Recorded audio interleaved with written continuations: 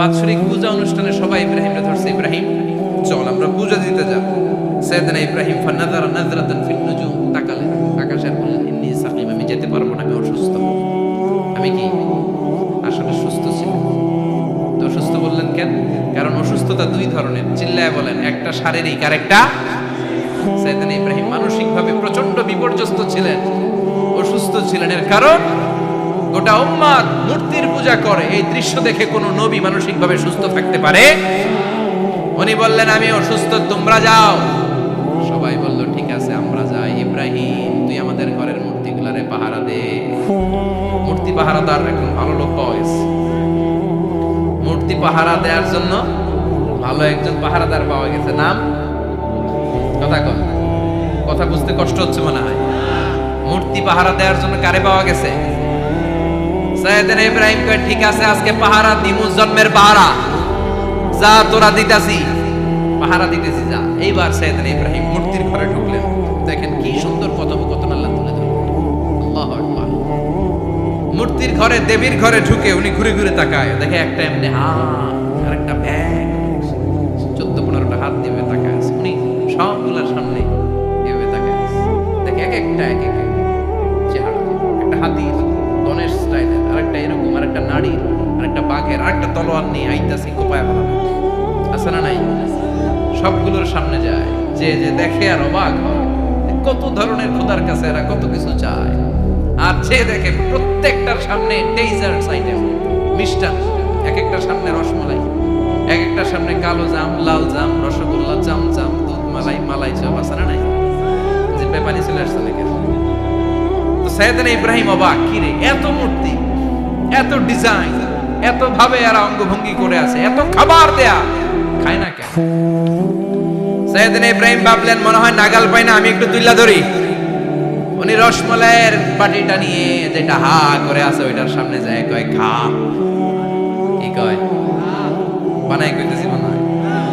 ফারাগা ইলা আলিহাতিম, মূর্তিগুলোর কাছে গেলেন। ফাকালা আলা তাকুলুন, খাবি না? খাবি না ডারে আমি কিছু খা, কোরআন থেকে বলছি, ঠিক কি না? উনি ভাবলেন ওরা হয়তো খেতে পারে না, নাগাল পাচ্ছে না, কিংবা আমারে দেখে লজ্জা পাচ্ছে। নিজ থেকে রসমালাইয়ের বাটি তুলে ধরলেন, উনি বললেন খা। আর ওগুলা কয় হা হা করে রয়েছে, নরেও না সর। উনি মুখের সামনে তুলে ধরে বললেন আলা তাকুলুন, খা। সবগুলার সামনে গেলেন, খা খা।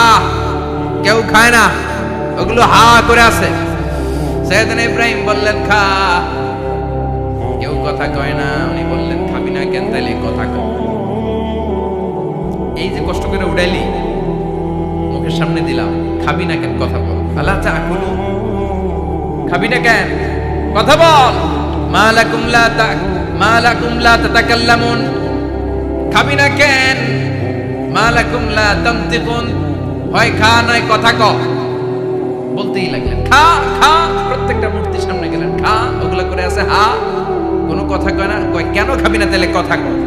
খায়ও না, কথাও কয় না। আপনার ছেলে বায়না ধরছে আব্বা চানাচুর খাও। কি খাবো? চানাচুর কিনে দিলেন, এই না চানাচুর। এখন চানাচুর খায় না। কিরে বাপ খাবি না কেন? কথাও কয় না। খায়ও না, কথাও কয় না। এখন বাকি আছে কোনটা? কথা কর। ফারাগা আলাইহিম দারবাম বিল ইয়ামিন, ডান হাতে কোপানো শুরু করলেন। ইচ্ছা মতো ঘুষি কিল মারতে মারতে মূর্তিগুলার সাইজ। ফারাগা আলাইহিম দারবাম বিল ইয়ামিন, এক একটা নবীর হাতে জান্নাতি শক্তি দিয়েছে কে? খা নাইলে কথা ক। খায় না, কথাও কয় না, বাকি আছে মায়ের। মারতে শুরু করলেন, মারতে মারতে সব শেষ। তারপরে খুঁজে পেলেন একটা কুড়াল। কি পাইলেন? কুড়াল দিয়ে মারতে আরো সুবিধা, খালি এটারে এইভাবে মারে, ওইভাবে মারে। মারতে মারতে যতগুলো মূর্তি ছিল সবগুলো মেরে বড় মূর্তিটার গায়ে মারতে যাবে, ইন দ্য মিনটাইম স্টপ না, এটারে মারো। ফাজআলাহুম জুদাদান, সবগুলোরে টুকরা টুকরা।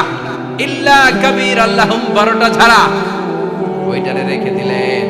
আর বুদ্ধি করে কুড়ালটারে বড়টার কাঁধে ঝুলাইয়া দিলে, বড় মূর্তিটার কাঁধের মধ্যে ঝুলাই দিলেন। ঘটনাটা সুন্দর হয়েছে না? এখন কেমন যেন মনে হয় এটা কোপাইয়া দাঁড়ায় রয়েছে বাপের পেটের মধ্যে। বড় পূজার শেষ, পূজার দিনক্ষণ শেষ।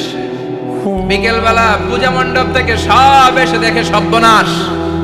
পাহারাদার ইব্রাহিম কই, আনতা ফাআলতা হাযা বিআলিহাতিনা ইয়া ইব্রাহিম। ইব্রাহিম সব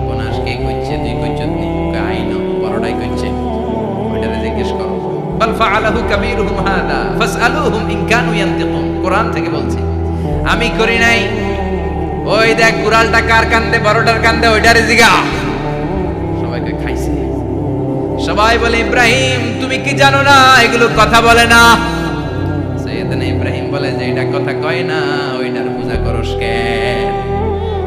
যেটা কথা বলে না, যেটা নিজেরাই নিজেদেরকে মায়ের থেকে বাঁচাতে পারে না, নিজেরাই নিজেদেরকে রক্ষা করতে পারে না, তোরে কিভাবে রক্ষা করবে? এগুলোর পূজা কেন করিস? ফাবুহিতাল্লাযী কাফার, কারো কোনো জবাব নাই, লা জবাব। সবাইকে ইব্রাহিম তুই বড্ড বেড়ে গিয়েছিস, তোরে নমরুদের কাছে নেওয়া হবে, রশি দিয়ে পেঁচিয়ে নমরুদের কাছে নেওয়া হবে। নমরুদের নাম শুনছেন? শোনেন নাই বোধহয়, শোনেন নাই? পৃথিবীতে 4 জন বাদশা ছিল, যারা গোটা বিশ্বের বাদশা। গোটা বিশ্বের 2 জন কাফের, 2 জন মুমিন। মুসলমানের একজন হচ্ছে যুলকারনাইন, আরেকজন হচ্ছে সাইয়েদনা সুলাইমান। কাফেরের একজন হচ্ছে বাখতানাসার, আর একজন হচ্ছে নমরুদ। এই নমরুদের কাছে নিয়ে যাও, রশি দিয়ে বেঁধে। এবার নমরুদের সাথে কি ডায়ালগ মারছে এটা তো আর কোরআনে নাই। কথা কম, এটাও আছে। নমরুদ বলে ইব্রাহিম শুনলাম তুমি নাকি আমাদের খোদাগুলোরে মারছো, তুমি নাকি কোন আল্লাহর ইবাদত করো, তুমি নাকি কোন নতুন রবের তথ্য নিয়ে আমাদের বাবেল নগরীতে আগমন করেছো। আমি ছাড়া কোনো খোদা আছে বলে তো আমি শুনি নাই। এই বাবেল নগরীতে আমি ছাড়া কোনো খোদা আছে আজকে নতুন শুনলাম। কে তোমার খোদা, কি তার পাওয়ার? এবার ডায়ালগ মারা শুরু করলেন সাইয়েদনা ইব্রাহিম। সাইয়েদনা ইব্রাহিম বললেন রব্বি আল্লাযী ইউহয়ী ওয়া ইউমীত, আমার রব এমন রব যিনি জীবন দেয় আবার মরণও দেয়। প্রথমটারে দিলাম মরণ, পরেরটারে দিলাম জীবন।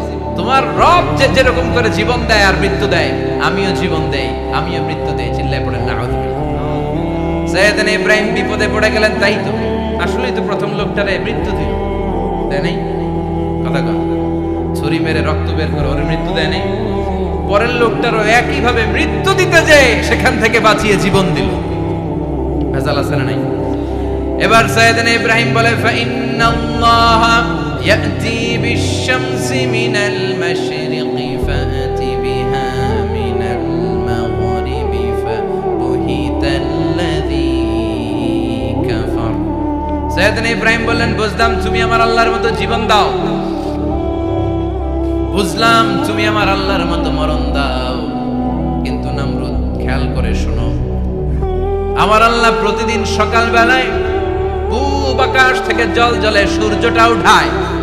তোমার যদি এরকম কোনো ক্ষমতা থাকে, তুমি আগামীকাল সকাল থেকে পূর্ব দিক থেকে সূর্য না উঠিয়ে পশ্চিম দিক থেকে সূর্যটা উঠাও। ফাবুহিতাল্লাযী কাফার। এবার ধরা গেছে, এবার জায়গার মধ্যে ধরা, একেবারে স্টপ, লা জবাব। নমরুদের মুখে কোনো জবাব নাই। এবার নমরুদের মেজাজ নরম নাকি গরম? কথা কন। গরম মেজাজ নিয়ে কয় হাররি কো, এটারে আগুনে জ্বালা, এটারে আগুনে ফেল। নমরুদ বুঝে নাই যে আগুনের মালিক কে। বিশাল আগুনের কুণ্ডলি পাকিয়ে সাইয়েদনা ইব্রাহিমকে আগুনের মধ্যে ফেলে দেয়া হলো। হাতের মধ্যে রশি, পায়ের মধ্যে রশি, সারা দেহের মধ্যে রশি পেঁচিয়ে আগুনের কুণ্ডলিতে ফেলে দেয়া হলো।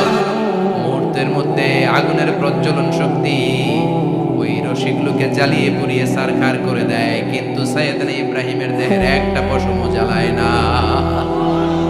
যে রশি দিয়ে টাইট করে বাঁধছে, ওনার দেহের সাথে লাগানো টাচ করা রশি, ওই রশি জ্বলে যায়, কিন্তু সাইয়েদনা ইব্রাহিমের পশম জ্বলে না। চিল্লায় পড়েন আল্লাহু আকবার। আজ যদি তোমাদের মাঝে কেউ ইব্রাহিমের মতো ঈমান আনিতে পারো, অগ্নিকেও পুষ্প বলে পরিণত করিতে পারো, ঠিক কি না? মুসার মতো ঈমান হলে রাস্তা হবে সাগর জলে, ইউসুফের মতো ঈমান হলে একে একে দরজা খোলে। সাইয়েদনা ইব্রাহিমের মতো ঈমান যদি আজ থাকে বিদ্যমান, অগ্নিকুণ্ডে দেখতে পাবে খুবসুরতে ফুলবাগান, ঠিক কি না? ওই ঈমানটা দরকার। ওই ঈমান যদি ঈমানের মতো হয়, আগুনের কুণ্ডলকে ফুলবাগান বানিয়ে দিবে কে? সাইয়েদনা ইব্রাহিম বসে রইলেন। নমরুদ কয় আরো আগুন জ্বালা, এলাকার বড় বড় গাছগুলো তক্তাগুলো কেটে আগুনের কুণ্ডলিতে ফেল। তক্তা লাকড়িগুলো আগুনের কুণ্ডলিতে ফেলা মাত্র দাউ দাউ করে লাকড়িগুলোকে তক্তাগুলোকে আগুন জ্বালিয়ে দেয়, কিন্তু সাইয়েদনা ইব্রাহিমকে জ্বালায় না। সুবহানাল্লাহ। আগুনের মালিক কে? ওই আল্লাহ আজও আছে না নাই? তিনি আগুনটা অর্ডার করলেন, সৃষ্টির শুরু থেকে তোকে একটা ধর্ম দিয়েছি, সব জ্বালিয়ে দেয়া, পুড়িয়ে দেয়া, আজকে কয়েকদিনের জন্য তোর ধর্মটাকে আমি স্টপ করে দিলাম। চিল্লায় পড়েন আল্লাহু আকবার।